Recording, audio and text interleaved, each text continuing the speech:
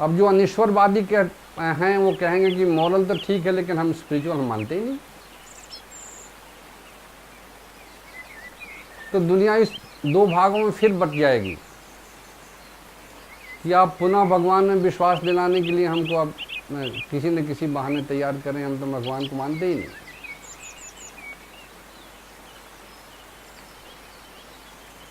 तो एक कथा है जो घटना पर आधारित है। कई वर्ष पहले विश्व के किसी कोने में एक सिंपोजियम ऑर्गेनाइज हुआ। The God is dead, let us attend the funeral. भगवान मर गए हैं, चलो उनकी अंत्येष्टि में भाग ले लें। विश्व के जितने अनिश्वरवादी थे सब बड़ी बड़ी पगड़ी पहन करके आए, मोटे मोटे चश्मे लगा के आए, बड़े बड़े पेपर्स लेकर के आए पढ़ने के लिए, साबित करने के लिए भगवान नहीं है। वो 7 दिनों तक बहस के बाद जब सभी थक गए तो उस सभा को जो प्रिजाइड कर रहे थे, अपने कंक्लूडिंग स्पीच में उन्होंने कहा कि ये सभा इसलिए है क्योंकि हम सभी मानते हैं कि भगवान नहीं है। लेकिन यारों एक बात सोचो, वो ऐसा है जिसके बगैर काम नहीं चलेगा।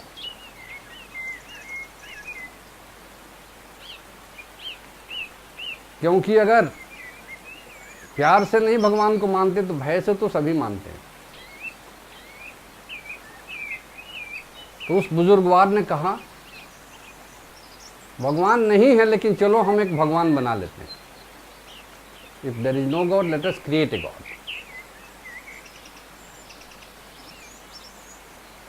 तो यहां मान्यता प्राप्त भगवान की बात नहीं हो रही है, वो एक सत्ता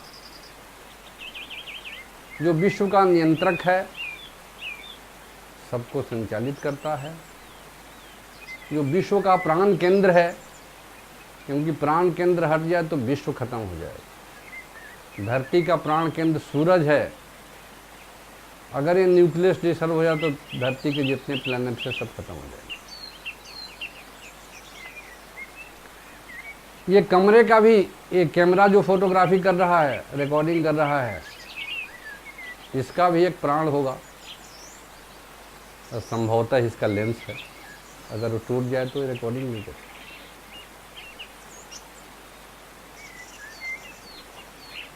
तो सद्विप्र कहने से किसी की आस्था पर चोट करने की बात नहीं है।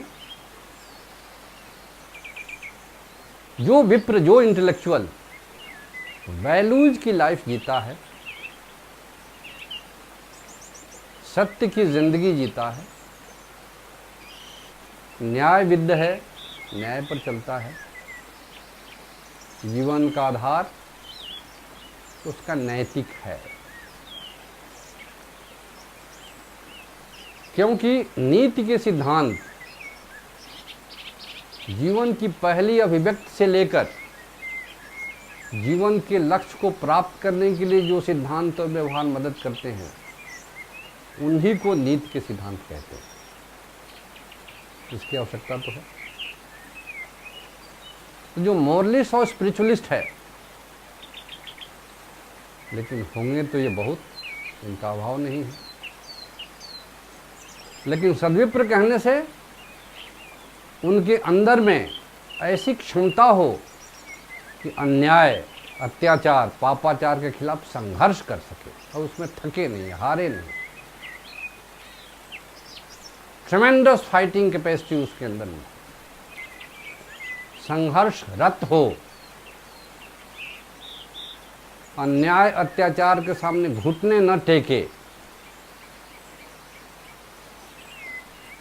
नहीं तो किसी ने डर पैदा कर दिया और अपने पथ से हट गया तो वो सद्विप्र नहीं हो सकता।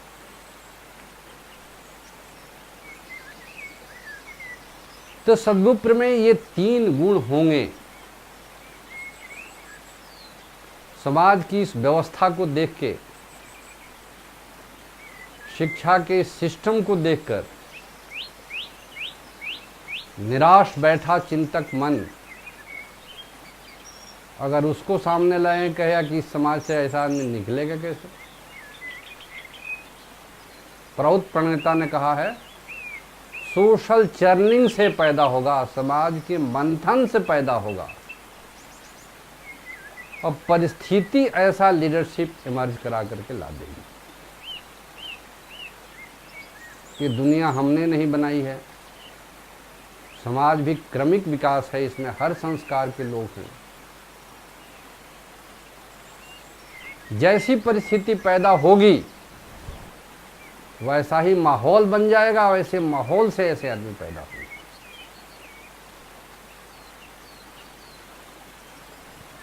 1885 से 1947 15 अगस्त के बीच का जो काल था, एक ऐसा काल था जब पूरा भारत एक नेशन बन गया और जब महसूस किया कि हमको गुलाम नहीं रहना। जब देश के मेजॉरिटी की ये साइकोलॉजी हो कि हमको गुलाम नहीं रहना, मेरा ख्याल फिर समय नहीं लगा आज़ादी मिलने। तो मानसिकता तैयार करनी समाज की, वो एक आदमी का काम नहीं। धर्मगुरु, समाज गुरु, टीचर्स, इनकी तो डायरेक्ट ड्यूटी। इसलिए केवल आत्मा परमात्मा की बात करने से काम नहीं चलेगा, सोशल एजुकेशन देना होगा।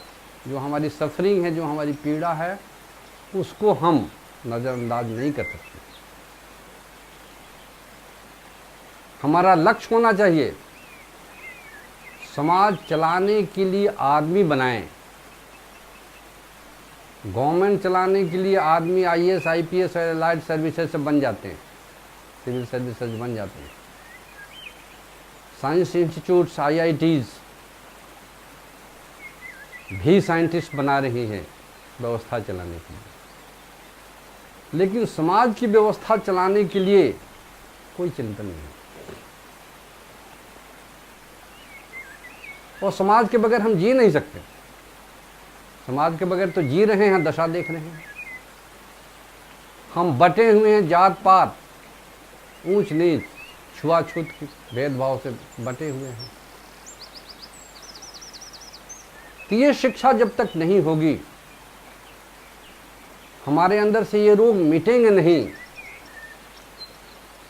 कि हम सब एक परिवार के सदस्य हैं, हमें कोई ऊंचा नीचा नहीं है। ये जात पात आदमी ने बनाया हम लोगों को भेद डालने के लिए। हम सभी एक मनुष्य परिवार के हैं। ऐसी भावना पैदा करने पर जब समाज में ऐसी परिस्थिति पैदा होगी, इसी में समाज परिवर्तन के लिए लोग आगे आएंगे,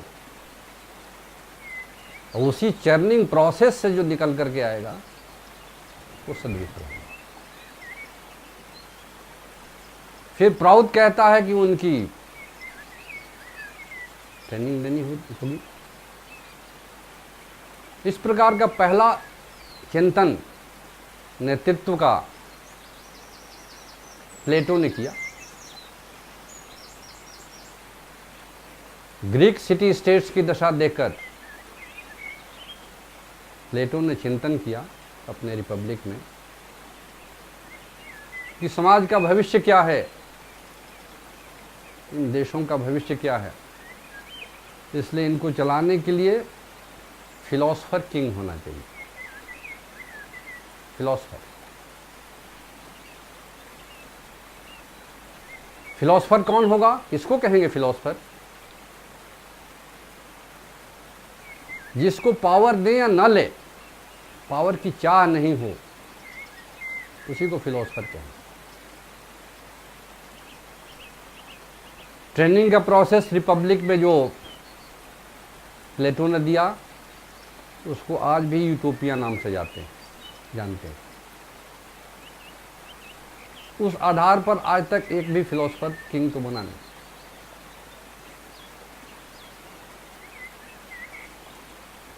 समय समय पर ऐसा चिंतन पहले भी होते रहा है। नीचे ने किया,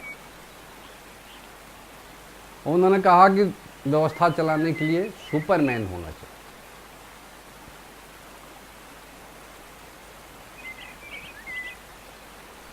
लेकिन शायद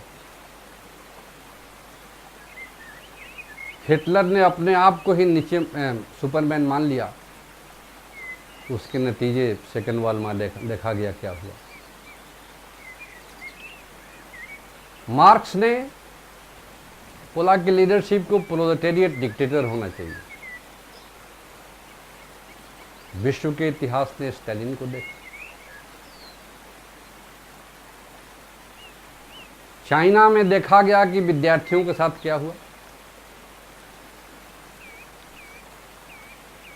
तो ये सब इतिहास के उदाहरण हैं। ये सारा जितना लीडरशिप का कॉन्सेप्ट है ये पॉलिटिकल है। सद्विप्र एक सामाजिक चिंतन है, एक सामाजिक व्यवस्था है। चक्र केंद्रे सद्विप्रा चक्र नियंत्रकाः, वो चक्र के केंद्र में रहेगा। क्या करेगा? वो उसी प्रकार से केंद्र में बैठा रहेगा जैसे एक पानी के जहाज का कप्तान बैठा है बाइनोकुलर लिए हुए। वो देख रहा है कि हमारा जहाज ठीक डायरेक्शन में चल रहा है। जहाज की रफ्तार ठीक है, जहाज की मशीनें ठीक काम कर रही है, उसकी दिशा भी ठीक है। ये काम है उस कप्तान का। तो चक्र केंद्रे सद्विप्राः, अकेले सद्विप्र नहीं, उनकी एक बॉडी, उनकी एक टीम बैठ करके लगातार विजिलेंट आई से, चौकन्ने दृष्टि से समाज चक्र को देखता रहेगा। ये कौन सा युग है और इस युग के जो लोग हैं अगुआ, कोई शोषण तो नहीं कर रहे हैं। ये उनका काम है देखना। क्योंकि ये पैसिव विटनेस करने वाले लोग नहीं हैं, ये सिनेमा देखने वाले लोग नहीं हैं कि क्या हो रहा है पर्दे पर हम चुपचाप देखें और अपने आप में हंसें और अपने आप में मुस्कुराएं। ये देख रहे हैं इसलिए कि समाज चक्र के गार्जियन हैं, उसके केंद्र बिंदु में, उसकी धुरी में बैठे हैं। ये देखने के लिए चक्र कैसा चल रहा है और ये देखने के लिए चक्र ठीक चलता रहे, समाज चक्र की गति ठीक हो, कहीं शोषण नहीं हो, किसी को कष्ट नहीं हो, कहीं निराशा नहीं हो, कहीं अव्यवस्था नहीं हो। तो ये राजतंत्र से हटकर ये समाज तंत्र हुआ, इसलिए नया चिंतन। इसलिए किसी को भी शक नहीं होनी चाहिए प्राउत अपना राज्य चाहता है, प्राउत व्यवस्था चाहता है, सामाजिक व्यवस्था। और समाज जैसा होगा राज्य भी वैसा होगा।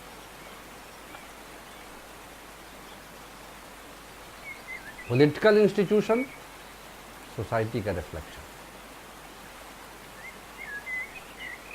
इसलिए प्राउत प्रणेता का बुनियादी जोर है समाज के ऊपर।